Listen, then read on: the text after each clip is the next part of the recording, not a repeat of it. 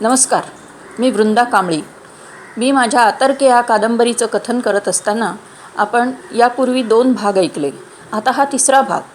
या कादंबरीतील कुटुंबातील मुलांचे वडील आणि उमाचे पती मुकुंदा पुढे नाथबाबाच्या रूपामध्ये जीवन जगतो. तर मुकुंदा ते नाथबाबा हा प्रवास कसा झाला आणि एकूणच त्यांच्या जीवनाची कहाणी आपण नाथबाबांच्या शब्दांमध्ये ऐकणार आहोत. तर आपल्याशी बोलत आहेत नाथबाबा. मी या देवळात राहायला आलो आणि माणसांची रहदारी वाढली. गावाच्या बाहेर किनाऱ्यावर असलेलं दुर्लक्षित असलेलं हे देऊळ माणसांनी गजबजून जाऊ लागलं. श्रद्धेनं, औत्सुक्यानं, साशंकतेनं, अशा विविध हेतूनं असे नका, पण या मंदिरात आता माणसांची वर्दळ वाढली. किनाऱ्यावर बसून सकाळ संध्याकाळ बदलणाऱ्या निसर्गाची रूपं न्याहाळणं हा माझा आता आवडता छंद बनला. लाटा उसळताना पाहून आत तसाच एक सागर लाटा निर्माण करत असत. लाटेच्या शिखरावरचा मी जणू एक क्षुद्र बिंदू होत असे. लाटेबरोबर मीही उंच उंच जात असे. आता मीही पडणार, फुटणार, कण कण होऊन या सागरात विलीन होणार, असं मी काहीतरी खूप वेळ अनुभवित असे. मृत्यूला आपण सारेच किती घाबरतो ना. पण मृत्यूच्या त्या पहिल्या दर्शनानं मी पूर्ण हादरून गेलो होतो. पण नंतर तोच माझा मित्र बनला होता. मृत्यू म्हणजे विनाश, एका जीवनाचा अंत, हेच तर मी पाहत नव्हतो का. जीवन आणि मृत्यू यांच्या सीमारेषेवरली ती तडफड, ती प्रचंड उलघाल, ती प्रचंड रस्सीखेच आणि एका बेसावत क्षणी येणारी उत्कट शांतता, चिरशांती, हेच तर सारं मी जवळून पाहिलेलं नव्हतं. मी मॅट्रिक झाल्यावर मुंबईला पाठवायचं हे लहानपणीच ठरलेलं होतं. पण मी पाठवलेली मनी ऑर्डर घ्यायला बाबा जिवंत राहिलेच नाहीत. बाबांच्या मृत्यूनंतर त्यांची इच्छा म्हणून आईनं मला मुंबईला पाठवलं. गावातल्या वासूकाकांच्या सोबतीनं आलो. सगळे आलेले गावातले मुलगे ज्या खोलीत उतरायचे त्या अच्युत नानांच्या खोलीवर उतरलो. मुंबईच्या वातावरणात रुळायला मला खूप वेळ लागला. पोट भरण्यासाठी मिळतील ती कामं केली. वासूकाकांच्या ओळखीनं खूप दिवसांनी कधीतरी नोकरी लागली. पैसे साठवून मी खोली घेतली आणि आता आईला खोलीवर आणायचं असं मनाशी विचार करत होतो. पण त्यापूर्वीच आई आजारी असल्याची तार आली. मी घरी गेलो तर आईचा दम्याचा जुना विकार बळावलेला होता. शेजारच्या लोकांनी, काकांनी वगैरे जमून तात्पुरते उपचार तिच्यावरती केले होते, पण ती उपचाराला दाद देत नव्हती. मी समोर जाताच तिच्या क्षीण डोळ्यात चंद्रज्योती, आनंदाच्या चंद्रज्योती उजळल्याचा मला भास झाला. मी गेलो, तिची समजूत घालत होतो. मी तिची मान माझ्या खांद्यावर घेतली होती, पाठीवरून हात फिरवत होतो आणि होय आई, तू आता बरी होणार आहेस, मी तुला मुंबईला घेऊन जाणार आहे. मी तिची अशा प्रकारची समजूत घालत होतो आणि ती एक एक शब्द उच्चारित बोलत होती. होय रे, मला तुझ्या त्या मुंबईत घेऊन चल रे. तुझ्या त्या मुंबईत म्हणे खूप चांगले डॉक्टर असतात. मला बरं कर रे, मला जगायचं आहे, मला सूनमुख बघायचं आहे. तुझ्या लग्नापर्यंत तरी मला जगव रे, असं ती बोलत होती. आणि बोलता बोलता कधीतरी माझ्या खांद्यावर तिथंच तिची मान वाकडी झाली होती. तिची ती तगमग, तिची ती विलक्षण ओढाताण, उलघाल, प्रचंड जीवघेणी तडफड, हे सगळं मी जवळून पाहिलं. मृत्यूच्या दारातही माझ्या लग्नापर्यंत जगण्याच्या इच्छेचे ऋतून राहिलेले धागे मी जवळून बघितले. अवघ्या जीवनालाच व्यापून टाकेल अशा प्रचंड पंखांनी झेपावत येणारं कारुण्य मी जवळून पाहिलं. मी एक साक्षी होतो, फक्त साक्षी. कुणाचंच मरण मी टाळू नाही शकलो.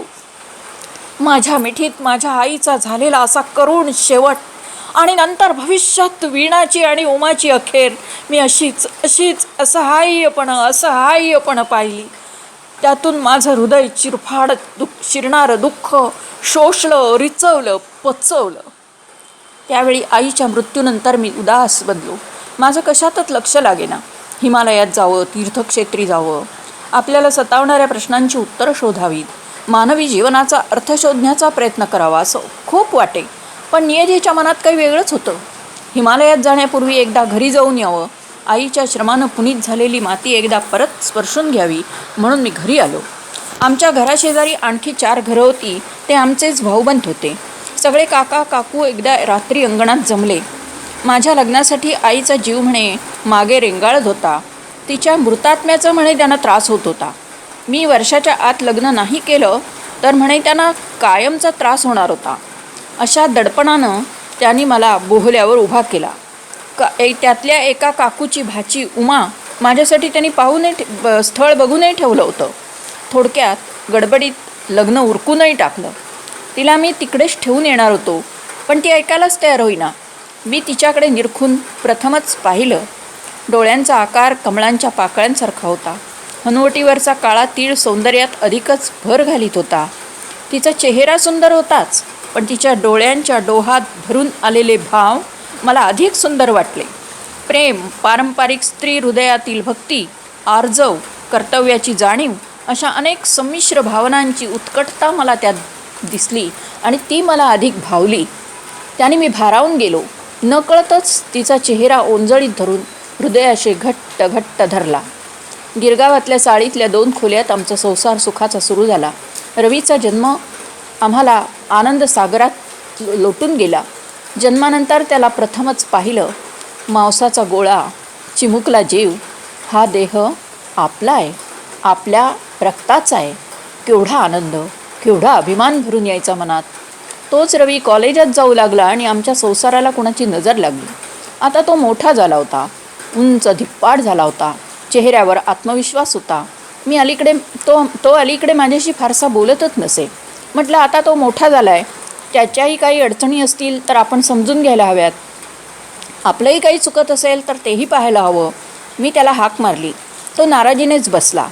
हे बघ, मी तुला स्पष्टच विचारतोय, तू हे मोकळेपणी बोल. तू असं का वागतोस? तुझ्या मनात आहे तरी काय? तू चांगलं शिकावं, मोठं व्हावं, चांगली नोकरी मिळवून प्रतिष्ठेचं जीवन जगावं असं आम्हाला वाटतं, पण तुझं वागणं याच्या आड येणारं आहे असं तुला नाही वाटत? यावर थोडा वेळ शांत बसला आणि झटकन बोलला, बाबा, माझ्या आयुष्याबद्दल मला स्वतःला विचार करू द्याल. चांगलं आयुष्य या शब्दाची तुमची व्याख्या आणि माझी व्याख्या यात फरक आहे. कुणाचीही नोकरी करणं मला नाही पटत. मला बिझनेस करायचा आहे, आणि तोही कमी श्रमात जास्तीत जास्त पैसे मिळवून देणारा. जगायचं असेल तर भरपूर पैसे मिळवूनच जगावं, नाहीतर जगूच नाही आहे. मरण्याचे अनेक मार्ग मोकळे आहेत. आपल्या आड आल्यास होणाऱ्या परिणामांचा गर्भित इशारा माझ्या लक्षात आला, पण तरीही मी विचारलं, ठीक आहे, तू बिझनेस करण्यासाठी आम्ही काय करावं असं तुला वाटतंय? मी त्यावर अद्याप विचार केलेला नाही. भांडवल न गुंतवता करता येणारा उद्योग मी पाहतोय. तुम्ही काय करायला हवं असं जर तुम्ही मला विचारत असाल तर मला विरोध करू नका, एवढंच करा. एवढंच बोलून माझी प्रतिक्रियाही न पाहता हळूच उठून गेला. मला अनेक प्रश्न भेडसावत. आपलं काय चुकलं? असं काय विपरीत घडतंय? पोटचा पोरगा असा परकी का व्हावा? त्या दिवशी तो खाली जिना उतरून गेला आणि खालच्या रस्त्यावरच्या गर्दीत दिसेनासा झाला. मी गॅलरीतून पाहत होतो. माझ्या मनात विचार आला, हा जो देह दिसतो आहे तो माझा मुलगा आहे. का म्हणायचं याला माझा? याचं नाक माझ्यासारखं आहे म्हणून? याला अंगाखांद्यावर खेळवल्याच्या स्मृतीजवळ आहेत म्हणून? याच्या अंगात माझं रक्त आहे म्हणून? पण या देहात आणि माझ्यात दोघांना जोडणारा कोणता समान दुवा आहे? हा तर किती दूरचा, परकी वाटतोय. माझ्या मनाला कधी स्पर्शही न करू शकलेले विचार याच्या मनात आले कुठून आणि का? हा वणवा लागला कसा? वणव्याची सुरुवात कुठून आणि का झाली? हा विनाशकारी विचारांचा वणवा याला तर जाळणारच आहे, पण त्या वणव्यात हे घर जळून खाक होणार आहे. निरपराध वीणा आणि उमा यांनाही याची धग लागणार आहे. त्या होरपळणार आहेत याच्यात.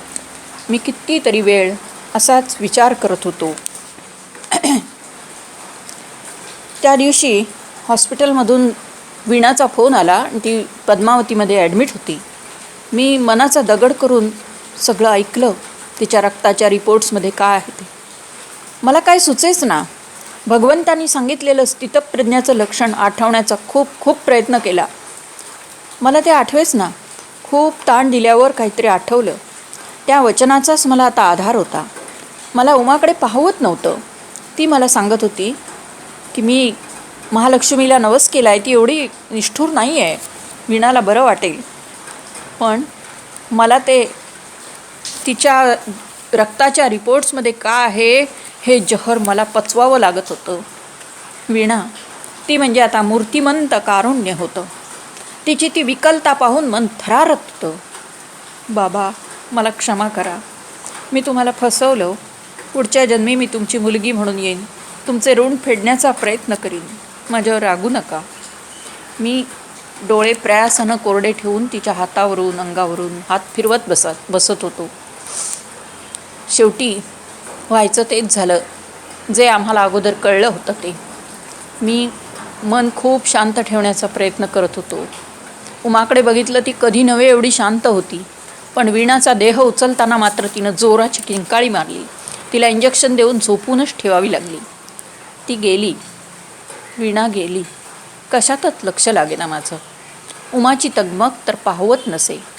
वीणा येताना अशीच अचानक आली होती. आम्हाला एवढ्यात मूल नको असतानासुद्धा तिनं येण्याची अशीच घाई केली होती. तिची ती पहिली भेट आनंदानं गुदमरवून टाकणारी होती.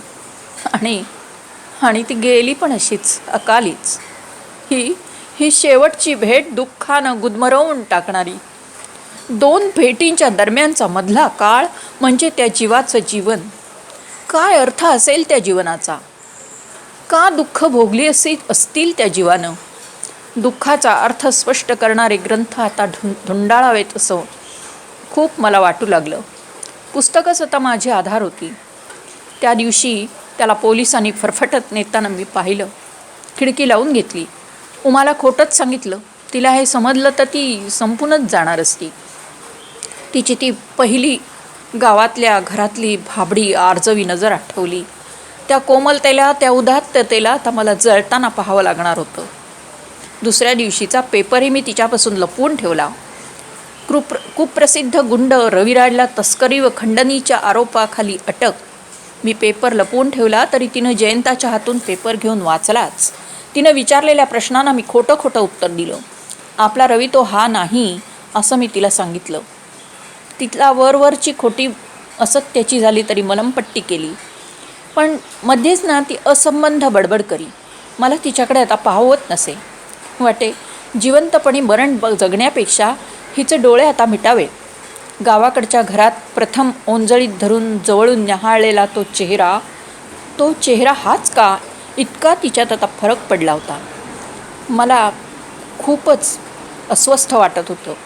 मी म्हटलं, परमेश्वरा, त्याच्या जन्माच्या वेळी मी तुझ्याकडे तिच्या जीवनासाठी करुणा भाकली होती रे. आज परत तुझ्याकडे मागणी करतोय. तिचे असे हाल नको करूस. आज मी तुझ्याकडे मागतोय तिचा मृत्यू. आत्म्याचं हे वस्त्र बदल. मृत्यू म्हणजे मुक्ती.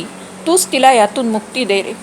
तिचं हे करुण रूप बघायला माझ्याकडे दगडाचं काळीच तू का नाही दिलंस? त्या रात्री मी तिच्या अंगावर पांघरूण घातलं, थोपटल्यासारखं केलं. झोप आता. मध्येच पांघरूण दूर करून म्हणाली, हो आपला रवीना गुंड नाही हा. उद्या सकाळीच मी जाते त्याला आणायला. मध्येच तिला गाढ झोप लागली. मी सकाळी तिला उठवायला गेलो तर सगळं शांत होतं. मला एकदम हुंदकाच फुटला. मनात म्हटलं, परमेश्वरा, तू किती रे दयाळू. अरे तुझ्याकडे तिचा मृत्यू मागितला आणि खरंच तिला मृत्यू दिलास तू. उमा नाही अशा त्या घरात राहणं मला अशक्य होतं. माझ्या संपूर्ण जीवनालाच व्यापून राहिलेलं उमाचं अस्तित्व नाकारणं मला केवळ अशक्य होतं. लग्नापूर्वी मी तीर्थयात्रेला जाणार होतो. आता जावं असा विचार मनात चमकून गेला. सकाळी उठून उमाच्या सगळ्या वस्तू लावून ठेवल्या. बँकेतून थोडे पैसे बरोबर घेतले. शेजाऱ्यांना सांगितलं, मी मे अखेरीपर्यंत परत येईन. 3-4 महिने येणारच नाही. बाहेर पडलो. कुठं जायचं, काय करायचं काही ठरवलं नव्हतं. आता येणारी फास्ट ट्रेन पणजी होती. पणजीचं तिकीट काढलं. गोव्यात उतरलो. गोव्यात मी खूप फिरलो. देवळातून 8 दिवस 15 दिवस असा राहिलो. बाहेरच्या जगाची, निसर्गाची मला नव्यानेच आता ओळख होत होती. या प्रवासात मी अनेक माणसं जवळून पाहिली. मी स्वच्या कोशातून हळूहळू बाहेर पडत होतो. गोव्यातून 2 महिन्यानंतर मी जवळच्याच कोकणात आलो. कोकणातली महत्त्वाची देवस्थानं करून मी आता परतणार होतो. आता पावसाळा जवळ आला होता. पैसेही संपत आले होते. आता परतायलाच हवं होतं. आता हे शेवटचं गाव होतं. या गावाच्या बाहेर किनाऱ्यावर एक स्वयंभू देवस्थान आहे असं कळलं, म्हणून तिकडे जायचं असं ठरवलं. आता हे मंदिर बघून मी मुंबईला घरी परतणार होतो. धन्यवाद. इथेच थांबूया आपण.